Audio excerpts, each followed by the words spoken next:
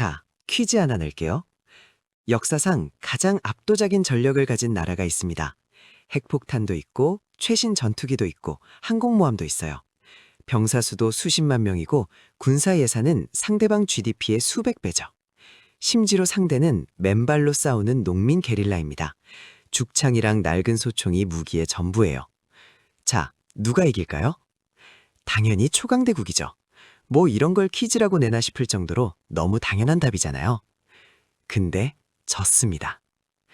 네, 여러분.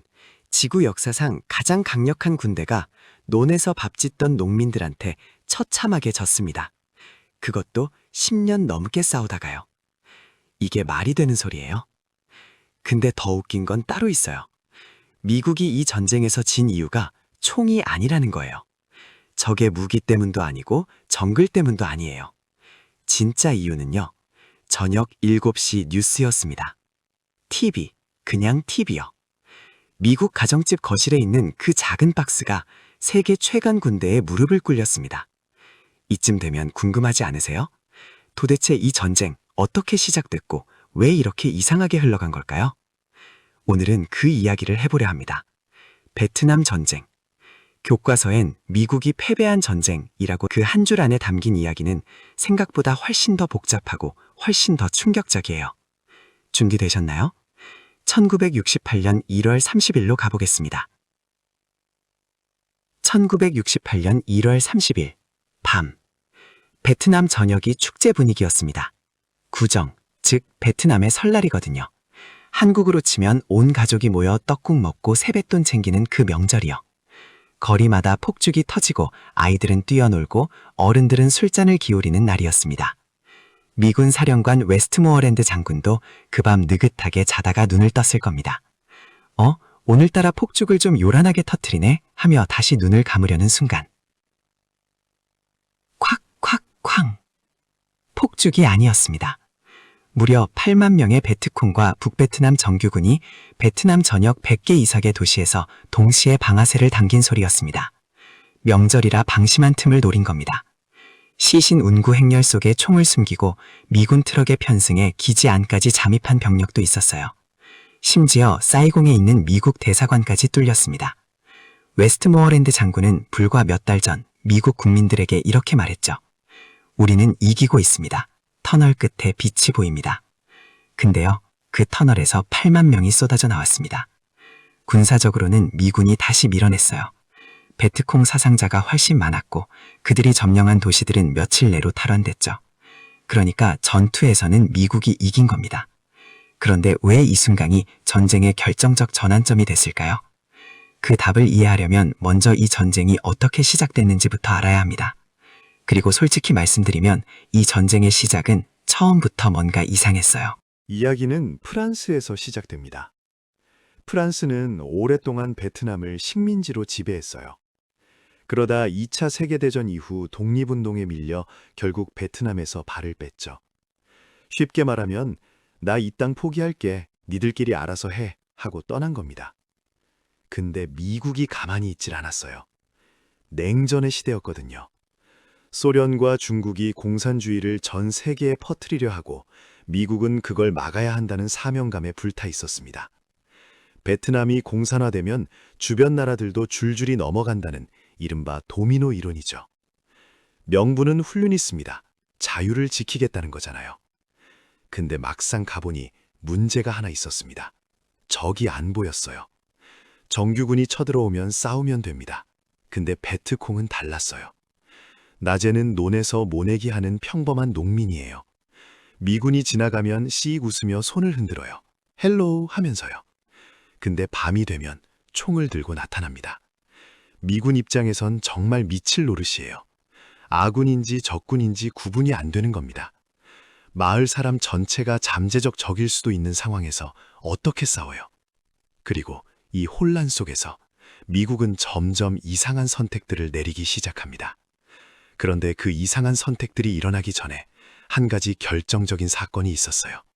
어쩌면 이 전쟁 최대의 거짓말이라고 불러도 될 만한 바로 그 사건입니다. 베트남의 정글은 영화 속 배경이 아닙니다. 습도 90%, 기온 40도, 헬멧 안에서 머리가 익을 것 같은 더위예요.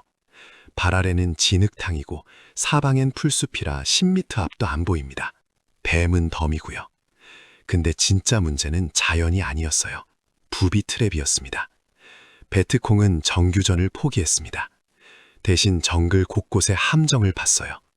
날카로운 죽창이 박힌 구덩이, 밟으면 폭발하는 지뢰, 건드리면 독침이 날아오는 장치, 심지어 독사를 나무에 묶어 미군이 가지를 건드리면 뱀이 떨어지도록 해놓은 것도 있었습니다.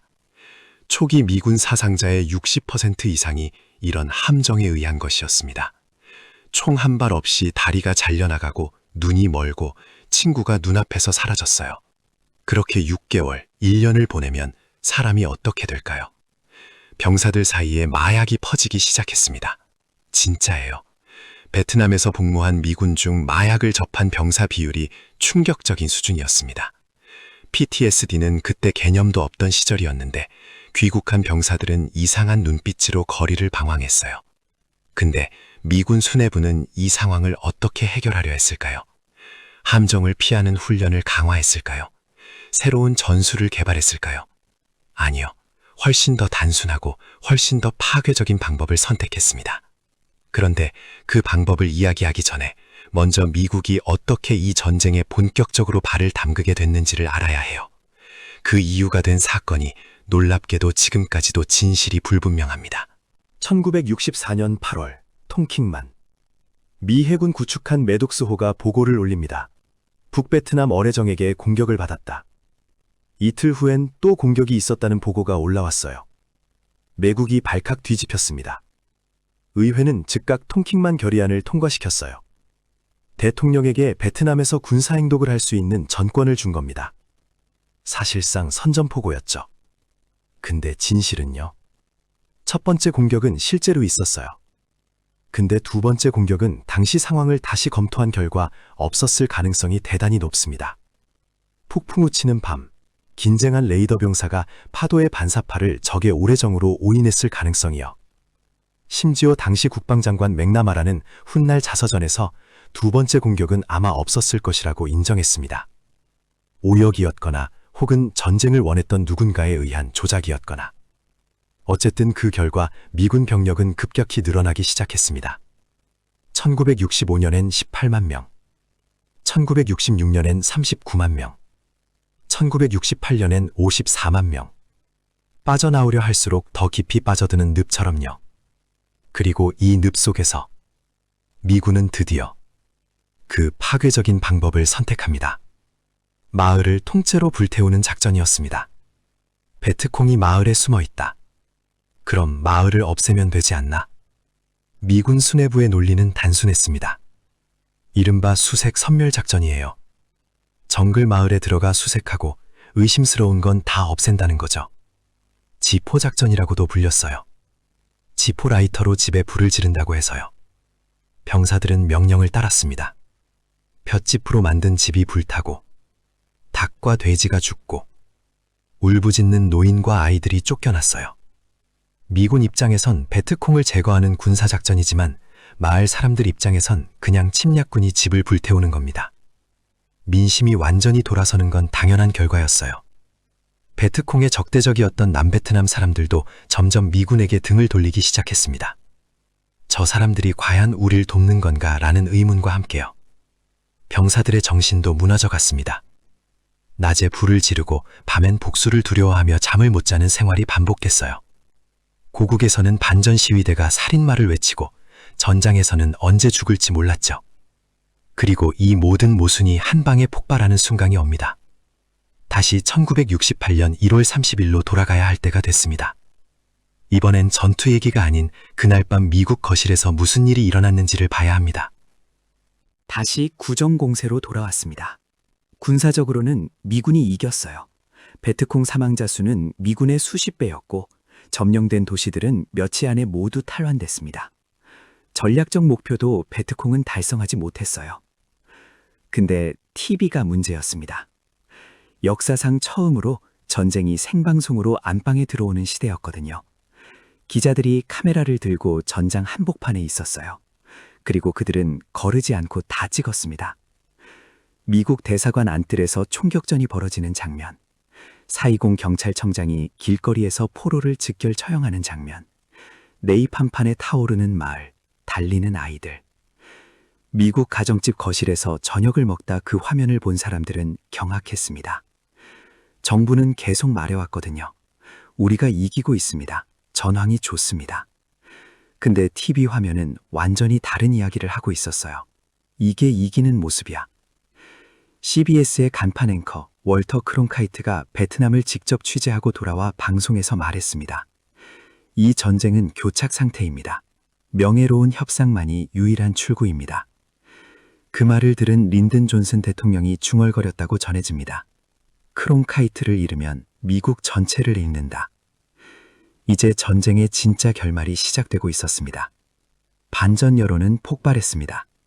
대학 캠퍼스마다 시위대가 넘쳤고 징집영장을 불태우는 청년들이 생겨났습니다.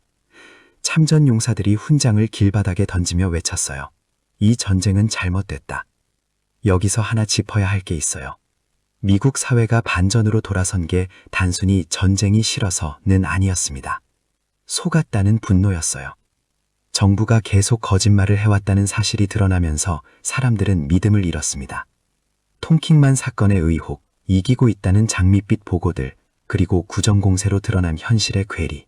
이 모든 게 합쳐지면서 미국 정부에 대한 신뢰가 바닥을 쳤어요. 린든 존슨 대통령은 결국 1968년 3월 충격적인 발표를 합니다. 재선에 출마하지 않겠다고요. 사실상 전쟁의 패배를 인정한 셈이었습니다. 총 한 방 맞지 않고 여론의 무릎을 꿇어놉니다. 이후 닉슨이 대통령이 되어 베트남화 전략을 내세우며 미군 철수를 시작했어요. 근데 그것도 쉽지 않았습니다. 4년을 더 끌다가 1975년 4월 30일 미국 대사관 지붕에서 헬기가 마지막으로 날아오르는 장면으로 이 전쟁은 막을 내렸습니다. 세계 최강 군대가 정글의 게릴라와 카메라 렌즈 앞에 무릎 꿇는 데 걸린 시간 딱 20년이었습니다. 그렇다면 우리는 이 전쟁에서 뭘 배워야 할까요? 전쟁이 끝난 후 미국은 한동안 베트남이라는 단어 자체를 꺼렸습니다. 전쟁에서 돌아온 병사들은 영웅 대접을 받지 못했어요. 오히려 공항에 내리면 반전 시위대에게 침을 맞기도 했습니다.